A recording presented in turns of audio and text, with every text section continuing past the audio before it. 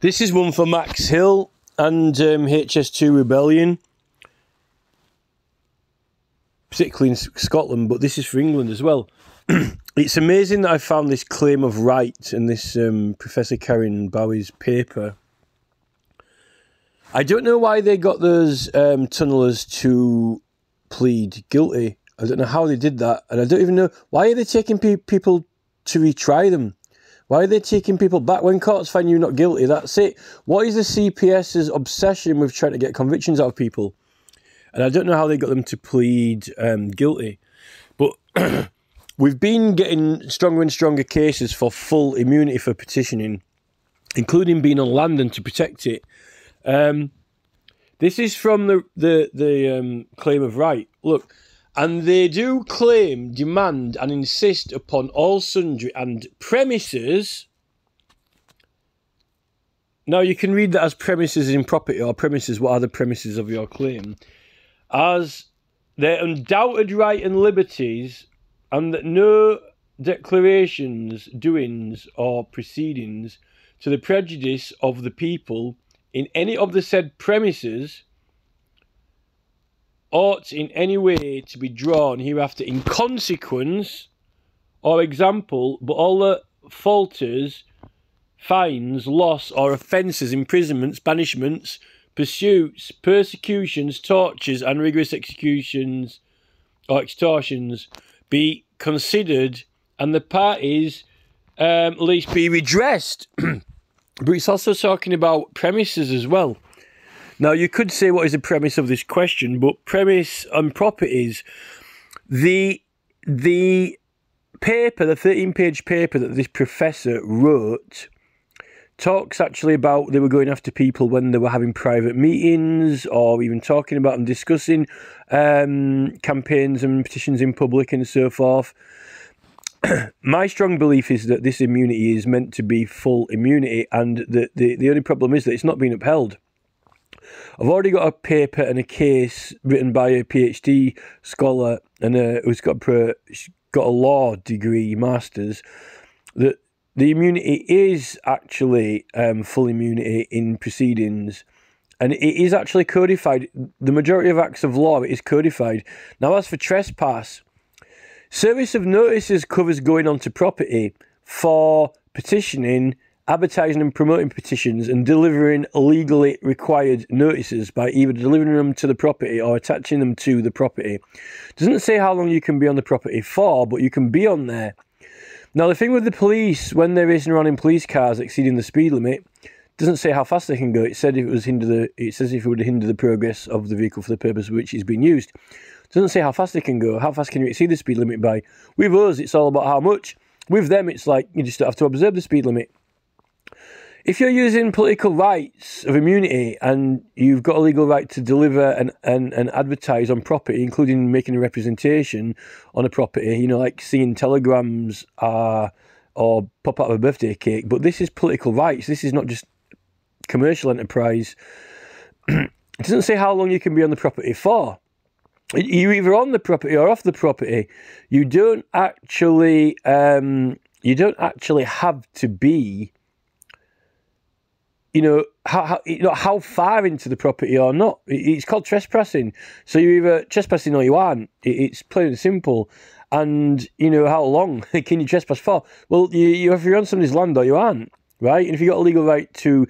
The thing is, all those Euxton Gardens actions were being broadcast, so it's broadcast into the nation, promoting it. So it is a representation in an advert, which you get the immunity in Class F for that, and you can deliver such onto private property with the service of notices. In fact, it's a legal requirement to serve notice. The other aspect is this, making use of the immunity. If you've got a case to protect something, or you don't want something bulldozed or destroyed, there's no point bringing a case to the government if they're in the process of demolishing it and it's not going to be there to save anymore, even if you won the case. You would protect it. You would use your immunity to protect it, Police use their immunity for protection of people and things, objects and so forth. So I strongly believe that even on the backbones, the bare bones of the petition, right, and we've got more and more legislation now that confirms it's absolutely, this is what it's for. And I strongly believe that it does include this, because look, it's got, it talks about premises on here. And basically everything that they're doing, persecuting us, and so forth. And if you read the full paper from Kerin Bowie, University of Glasgow, you can Google it, but I could probably put the link, but it's a PDF, it pops up when you type it in. It's from customary to constitutional right, collective petitioning, and the right to petition Scotland before the Union of 1707. I think that, I mean, some of these clauses are actually saying you can't even be imprisoned, or even without a trial you can't be imprisoned or even for periods or held. All these things, they're going against it, like with Roger Hallam and so forth, every single one. And the more and more we get a strong case, I've got the strongest legal case against Max Hill you can get. He completely ignored the existence of two complete entire acts of legislation in order to secure convictions against protesters, because he didn't want them to be able to do it. So he had to ignore two acts of law, which he should know being a QC, and all the councils know it, just like the council, they should have known, like, you know, councils install benches for recreational purposes.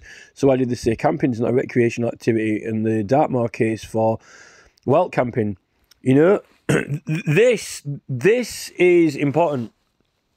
And also, Petitions Committee are rejecting multiple petitions, and they used to have this mass load of articles, but they scrapped it, so you don't even have to have the petitions vetted anymore. Yet the Petitions Committee are obsessed with rejecting them. All mine should be published that I rejected. There's loads to this. We've got loads and loads of like proper legal papers on this, what I've submitted to the court's complaints, to CPS, to Judicial Investigations Office, and so forth.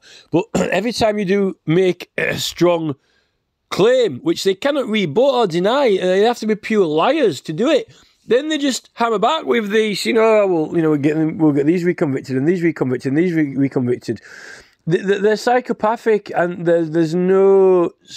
These public figures, Max Hill, police chiefs, Met Police Chief Officer, many of the MPs, they're psychotic, you know. Robert F. Kennedy was talking about, you know, like steel will or strong of mind, but these people, it's life or death for them, because if they don't ignore, if they just don't live a lie and completely, totally, blatantly ignore it, they're going to suffering serious legal consequences. And, you know, no one's trying them, you know, taking legal action against them, you know, trying informations against these people. You know, they're claiming immunities. We have equal immunities when we're opposing them. And what's happening is no one is prosecuting these people. Well, they are the prosecutors, so who's going to prosecute them? We need 100 volunteers to come forward, like from Good Law Project, really. Not 100 lawyers pledging not to take action against protesters. We want 100 lawyers pledging to try have a go at Max Hill and the police chiefs.